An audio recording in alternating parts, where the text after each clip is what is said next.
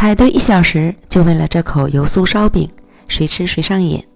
终于可以自己在家做，实现烧饼自由了。加上卤肉，咬一口贼香。400克面粉，加入4克盐，240克50度左右的温热水，搅拌成絮状，下手揉成偏软的面团。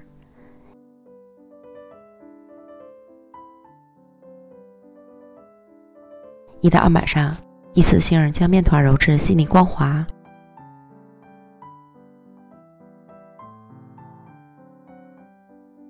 然后搓成长条，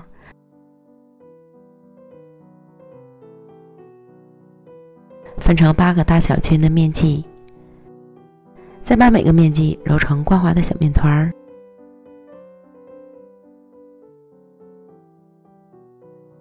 搓成长条，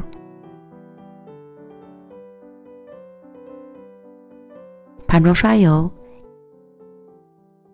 依次放入小面条，表面刷油锁水保湿，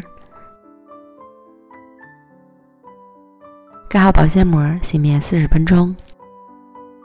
接着准备50克面粉，加入2克盐，少许五香粉，加入55克热油，搅拌均匀，调成油酥备用。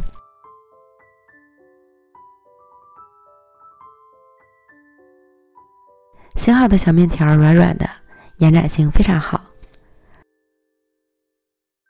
案板抹油防粘，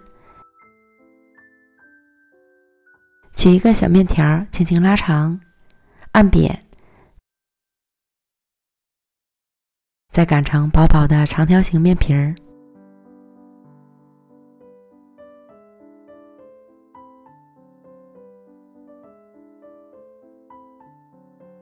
淋上油酥，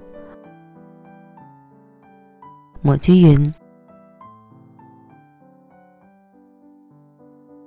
然后从一头卷起，可以边抻边卷，将饼皮儿抻薄，这样层次会更多。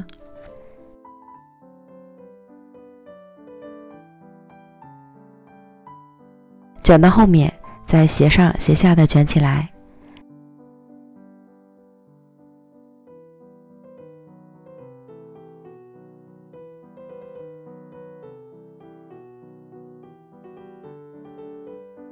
收尾处按薄，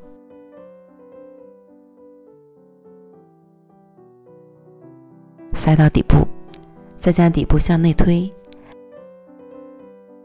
立起来按扁，这样一个饼坯就做好了。依次将上下的面剂全部都做完，再取最先做好的饼坯按扁，少擀几下，成圆饼状。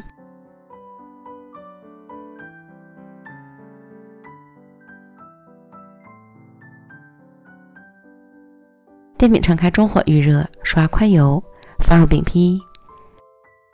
如果想要饼皮酥脆，油一定不能少。盖上盖子，焖2分钟左右，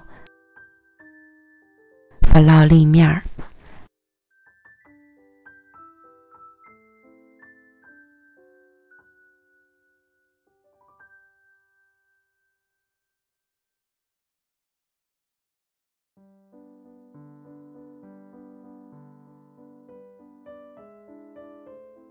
反复翻烙2次，两面烙至金黄酥脆，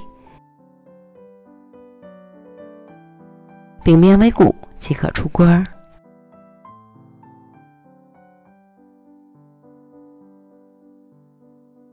咱们的油酥烧饼就做好了，金黄的颜色，看着就要流口水了。轻轻一捏，直掉渣。